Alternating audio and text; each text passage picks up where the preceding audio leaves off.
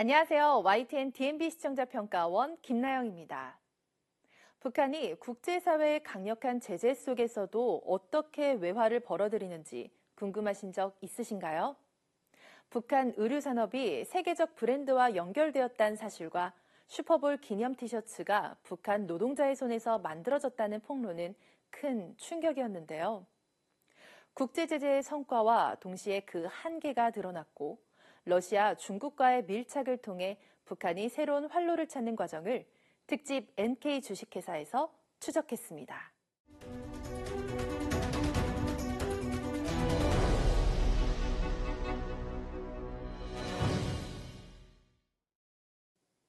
프로그램은 2006년 첫 핵실험 이후 시작된 유엔 제재가 어떻게 시작됐는지를 설명하며 출발합니다. 두 편에 걸쳐 북한의 제재 회피와 국제사회 대응을 추적하며 시청자들에게 많은 생각거리를 던져주었습니다. 일부에서는 북한 의류산업 이야기를 본격적으로 다뤘는데요. 국내 홈쇼핑에서 판매된 중국산 패딩이 사실은 북한 평양에서 제작되었다는 사실이 드러나 충격을 주었습니다. 구체적인 사례와 법원 판결까지 제시해 신뢰성을 높인 점은 인상 깊었지만 기업이 몰랐다고 해명하는 장면은 충분히 반박했음에도 설명이 길어져 흐름이 끊기는 듯한 아쉬움이 있었습니다. 또한 슈퍼볼 기념 티셔츠를 비롯한 글로벌 스포츠 브랜드 제품이 북한 노동자의 손에서 만들어졌다는 폭로는 프로그램의 중요한 내용이었는데요. 값싼 노동력과 복잡한 하청 구조 속에서 다국적 기업들이 눈을 감고 제재가 무력화되는 현실을 설득력 있게 보여주었습니다.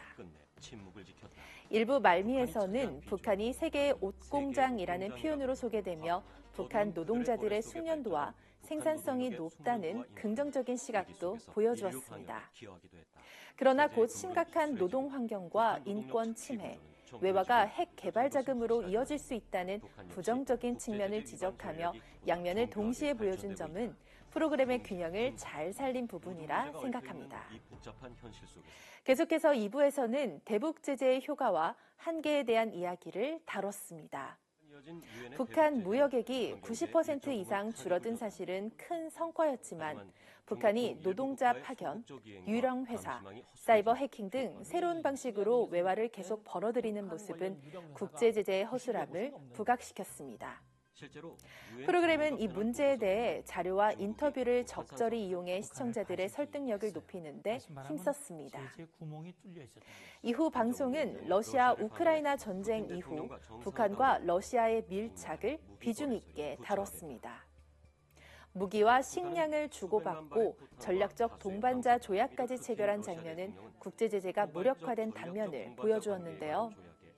국제 정세가 북한 문제와 어떻게 연결되는지 쉽게 이해할 수 있었던 점은 좋았지만 북러 협력 장면을 조폭 연대로 표현한 부분은 다소 자극적인 표현으로 들렸습니다.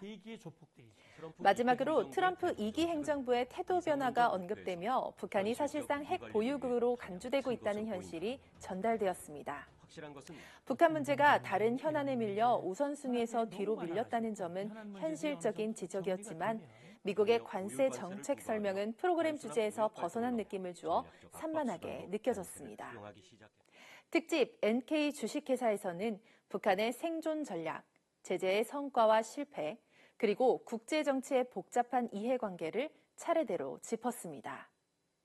단순히 북한의 문제를 넘어 글로벌 정치와 경제의 복잡한 현실을 드러내며 시청자들에게 중요한 질문을 던졌습니다. 우리는 무엇을 보고 무엇을 외면하는가? 바로 이 질문이 특집 NK 주식회사가 남긴 가장 큰 울림이라 할 수 있습니다.